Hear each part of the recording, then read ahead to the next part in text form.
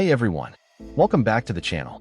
Today we're diving into something we've all wondered about at some point. What's actually going wrong in our world right now? And more importantly, is there something we can actually do about it? Look, this may sound heavy, but stick with us because there's something here that might just change how you see everything that's happening around us. We're living in this crazy time where technology is advancing faster than ever. We have more conveniences than any generation before us. Yet somehow it feels like the problems just keep piling up. The gap between rich and poor keeps widening. Climate change is getting worse. Homelessness is rising even in wealthy cities. And honestly, a lot of people just feel stuck. We live in the most technologically advanced era in human history. We can order food with our phones, video chat with people on the other side of the planet, and carry more computing power in our pockets than NASA used to send people to the moon. By every measure, we should be living in a golden age. So why does everything feel so wrong? Why are people more anxious and depressed than ever? Why can't teachers, firefighters afford to live in the cities they serve? Almost every major problem in the world today, climate change, inequality, mental health crisis, housing affordability, political division, stems from the same fundamental mistake we've been making as a society. Believe it or not, all these different problems actually have the same root cause. There's one fundamental issue that's creating all this chaos, and we've been approaching society completely backwards. We've been optimizing for the wrong thing, and it's creating a cascade of problems that touch every aspect of our lives. That's exactly what we're going to explore today. Once you see this pattern, you can't unsee it.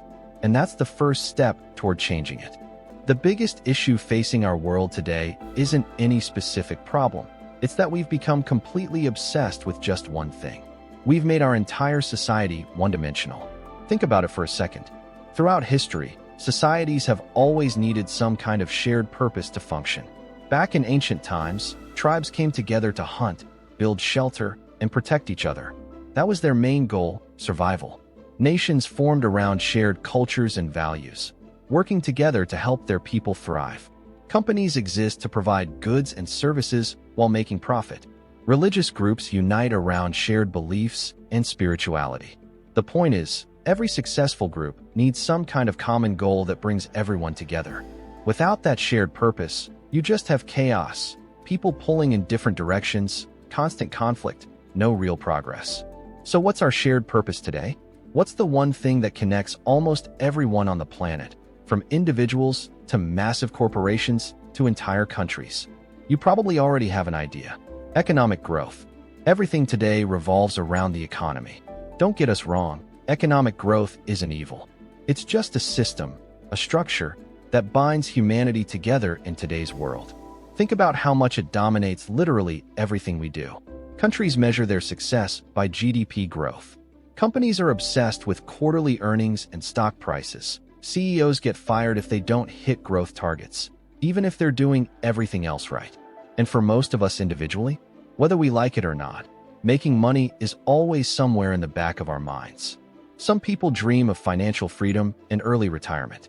Others just want enough to feel secure and not worry about emergencies. And way too many people are just trying to pay rent and put food on the table, living paycheck to paycheck. But here's what's really concerning. This economic focus has become so deeply embedded that we don't even question it anymore. We just accept that this is how the world works. We grow up hearing, money doesn't buy happiness, but then spend entire lives chasing financial success anyway. This economic focus has become the invisible force that drives almost every decision in our society. From the things you want to buy, to the neighborhood you live in, the products companies develop, to the policies governments implement.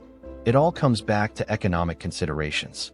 Economic systems have lifted billions of people out of poverty and created incredible innovations that have improved lives. But as a global society, we've made it our only purpose. And that's where everything starts falling apart. When you have only one measure of success, you start optimizing for that measure at the expense of everything else. It's like if a sports team only cared about scoring points and completely ignored defense. You might score a lot, but you're going to lose a lot of games too. Because of this one-dimensional goal and the need for constant growth, society will eventually gravitate towards more and more extreme measures, exploiting workers, degrading the environment, creating artificial scarcity, anything to maintain the growth trajectory. It's necessary to add another layer as our foundation to make the system whole and balanced. Here's something very true in nature and in life. Nothing that works well is ever one-dimensional. We can call it the laws of life. Everything successful has at least two opposing forces that balance each other out. Think about your smartphone. It needs great hardware and great software to work, right? Remember Nokia phones with Windows Mobile back in the early 2010s? Nokia made solid hardware, but the software was terrible, so the phones flopped. Or remember the Samsung Galaxy Note 7 that kept exploding? Great software, but when your hardware literally catches fire, nobody wants it. Athletes are the same way. Take Michael Jordan. Obviously, he was physically gifted, but that's only half the story. What made him legendary was his mental game. The discipline to train every day, the drive to win, the ability to perform under pressure. Physical talent without mental toughness? You get players who flame out. Mental toughness without physical ability? You get great coaches, not great players. Even in nature, you see this everywhere. Day and night. If half the planet was always in sunlight and half always in darkness, nothing would survive. We need both. Land and water. A planet that's all land is just a dead rock. All water means no land animals could exist. The pattern is clear. For anything to work properly, you need balance between two opposing forces. So if everything successful needs balance, what's the other side of our economic obsession? What should be balancing out our focus on growth and profits? The answer is pretty simple: serving humanity's actual needs. These two things, society's need for economic growth and humanity's need for well-being, needs to be working together.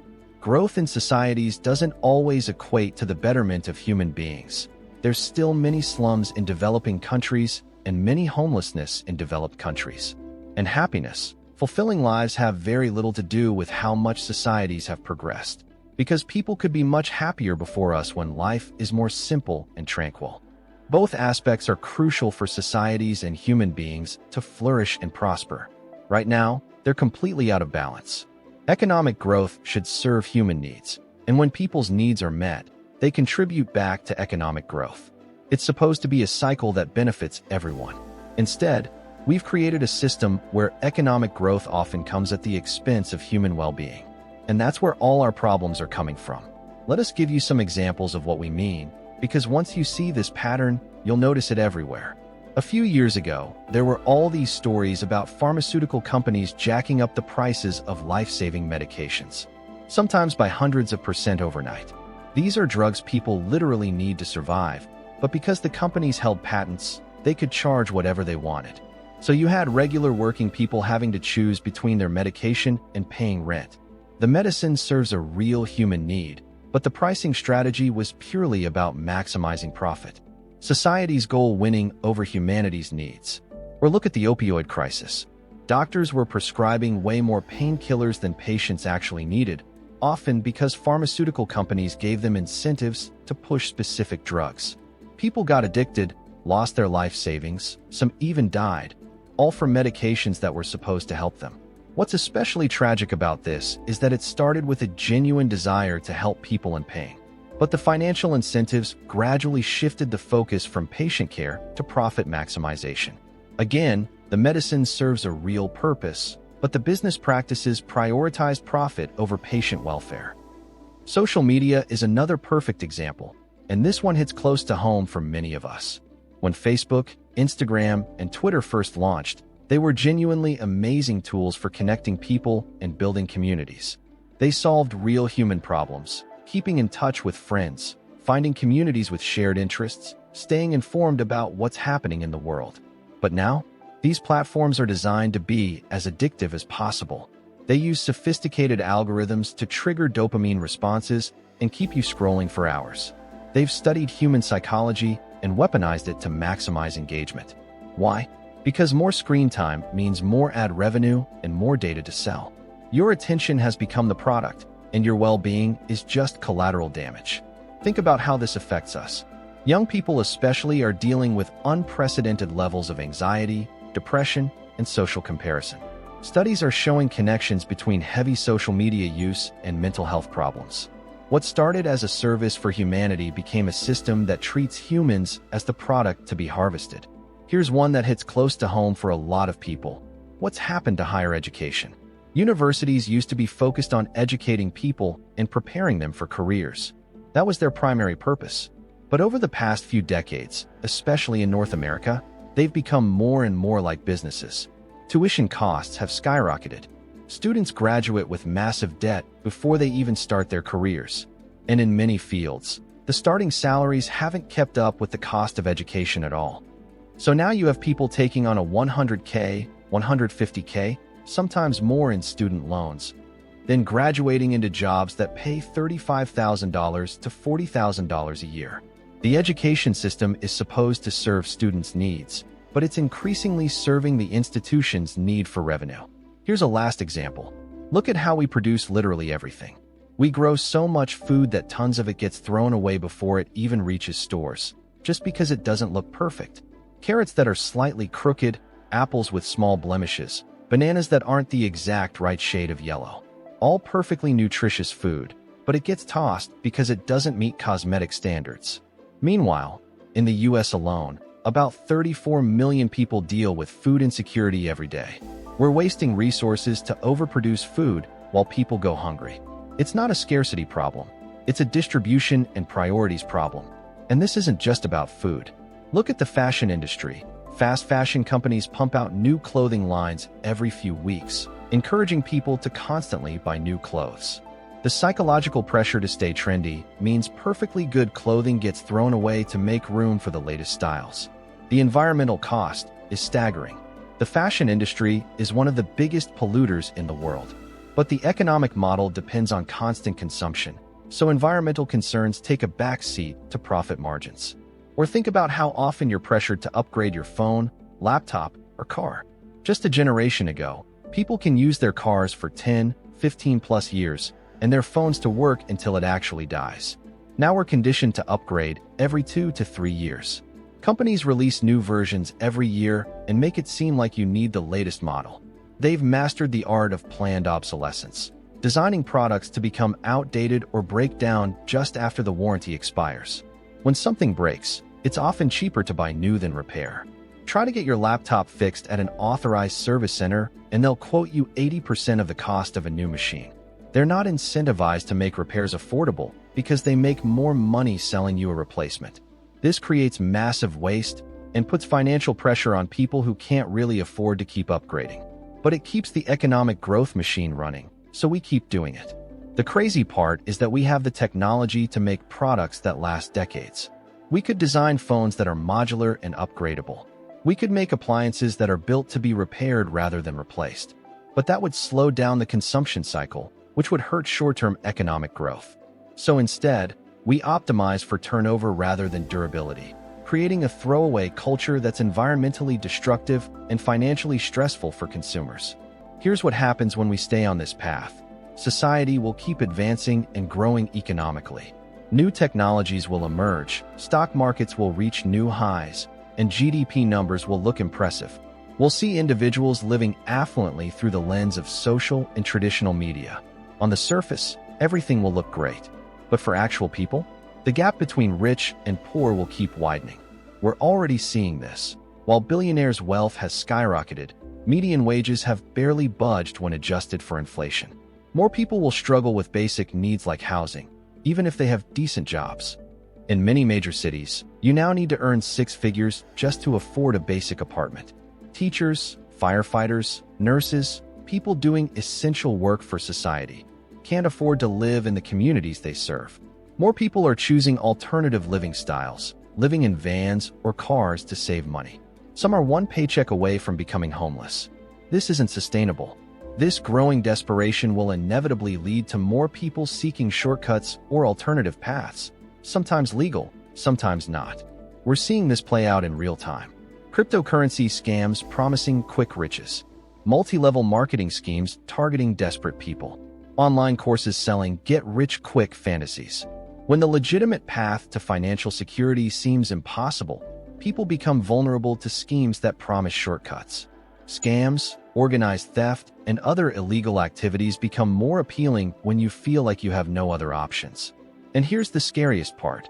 People will become more disconnected from each other and from society itself. When the only shared purpose is economic success, anyone who doesn't achieve it, or doesn't even want to play that game, feels like an outsider. We're seeing this in rising rates of depression, anxiety, and social isolation. People feel like they're failing if they're not constantly climbing the economic ladder. The pressure to appear successful on social media creates this fake highlight reel culture where everyone pretends to be doing better than they actually are. This creates a vicious cycle. People feel inadequate compared to others' curated success stories, so they either withdraw from social connections or double down on economic pursuits that make them miserable. Young people especially are feeling this. They're told they need to optimize everything: their education, their career, their social media presence, even their hobbies, for economic potential. The idea of doing something just because you enjoy it becomes foreign. This isn't just happening in one country. You can see these patterns across the world, in the US, Canada, throughout Europe, and Asian countries. The same imbalances, the same problems. Rising inequality, housing crises, mental health epidemics, political polarization. It's all connected to this fundamental imbalance between economic growth and human well-being. So what do we do about this? How do we create that balance between economic growth and human well-being? It starts with recognizing that both sides are important. We can't just abandon economic growth and a shared purpose. Societies need it to function and provide opportunities. But we also can't keep pursuing it at the expense of everything else. We need to start asking different questions. Does this business model serve real human needs, or just extract profit? Does this policy help people thrive, or just boost economic numbers? Are we creating value for society, or just creating more money for the top? The good news is that there are already people and organizations working on this. Companies that prioritize both profit and purpose.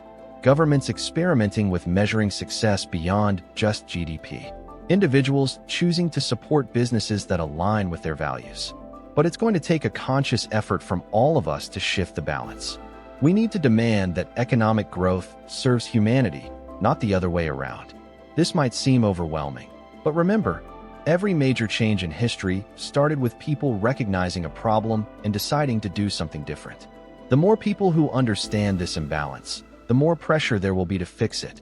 We've created this one-dimensional system, which means we can change it. It won't happen overnight, but it can happen.